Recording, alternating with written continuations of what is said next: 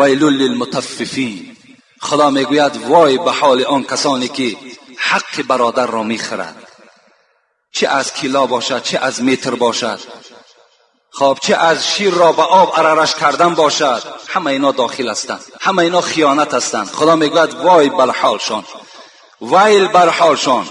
ویل مفسران میگویند این یک چاه است در بین وادی دوزخ، که دوزخ با این قدر قهر و غضب باز از این دره ویل میترسد و به سوی خداوند هر روز میگوید 70 بار پناه طلب میکند که خدایا گرمی همین ویل را به نزد من نیار.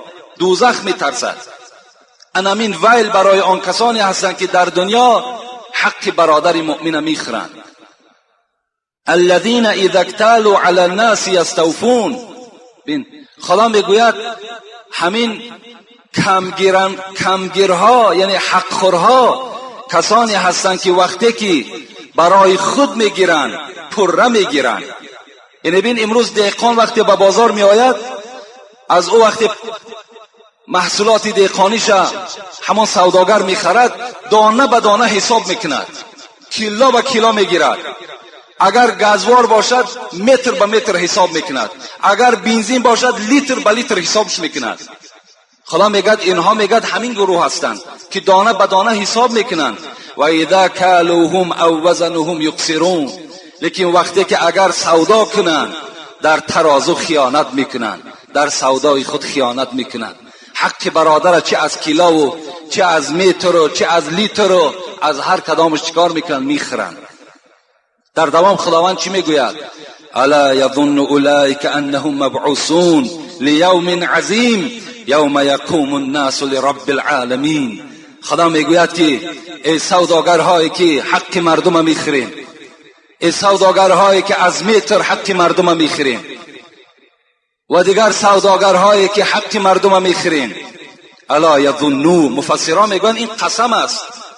شما میگوید از روز یوم عظیم نمیترسید، از روز قیامت نمیترسید. یوم یقوم الناس لرب العالمین.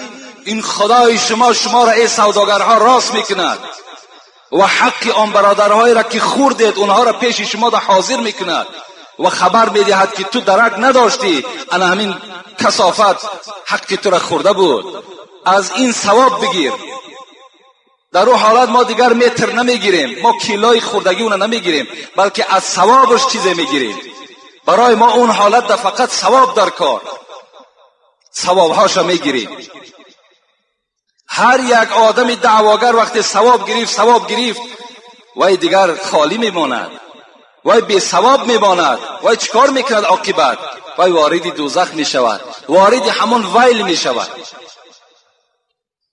قوم شعیب در سوره هود والله اعلم قصهش میگذرد، خداوند همین قوم شعیب از حساب همین کم زدن ترازو خداوند نابودشان کرد، همه نابود کرد.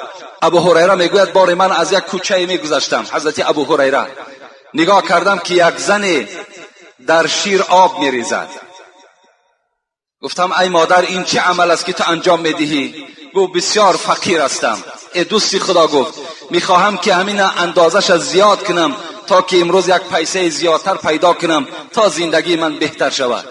ابو هریره غمی او را نخوردن، گفتن ای مادر وای به حالت که همین کاسه شیر را خداوند روز قیامت در پیش تو میگذارد و به تو امر میکند که شیر را از آب جدا کن. جدا کردن میتوانی؟ نمیتوانی. المسلم اخو المسلم لا یظلموه ولا یخونوه ولا یکذبوه.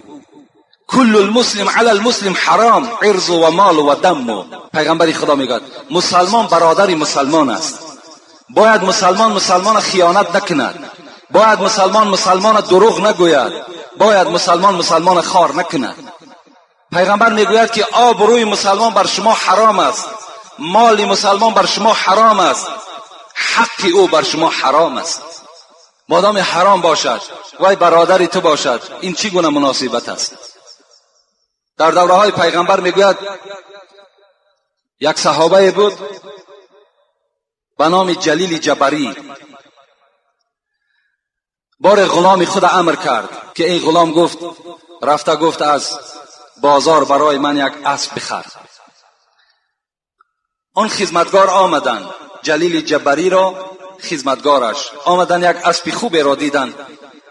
گفتند چند ارزش دارد؟ گفتند چند میخری؟ گفتند چند ارزش دارد؟ گفت 400 درهم ارزش دارد. گفت بنچگیر نزد مولای من میرویم و حق پول شما را مولای من میدهد. مسلمان ببینین، وقتی که این خدمتگار همراه این فروشنده به نزد سردار این خدمتگار آمدن، خدمتگار به اسب نظر کرد، گفت به چند میدهی؟ گفت 400 درهم. گفت دوست می‌داره که من 500 درهم به تو دهم. میگوید این فروشنده حیرت دماندن، گفتن 600 درهم به تو میدهم. گفتن من تعجب میکنم، در عمر خود یاد ندارم که خریدار نرخ را بردارد. گفتن اگر به من اجازت دهی من به تو 800 درهم میدهم و این اسب را از تو خریداری میکنم. قسم به خدا گفتن این اسب تو 400 درهم نه، بلکه در بازار ارزش 800 درهم را دارد و من با پیغمبر خدا عهد بستم که در هیچ معامله نادرست رفتار نمیکنم، عهد شکنی با پیغمبر خدا نمیکنم. ببین چگونه عهد میبستند، چگونه یک غم مسلمان میخوردند. این است برادری. امروز ما و شما حقش هم میزنیم، باز مال ما نقص دارد، نقص مال هم بیان نمیکنیم، نمیگیم که همین مالی ما نقص دارد، بلکه چی میگویم؟ از اون برادران نخر که از اونا عیب دارد، از من بخر. امروز حال بازار به همه ما و شما آشنا هست، لیکن خوش به حال همون برادرانی که انصاف دارند، خوش به حال همون برادرانی که سودای درست میکنن، حق برادرشون نمیخرن. انشاءالله همون کمی که شما میابین همون کم برای شما در روز قیامت فایده آور است، از اونی که تو امروز 100 سامان میابی لیکن فراموش نکن که وای تو آرام نمیخری.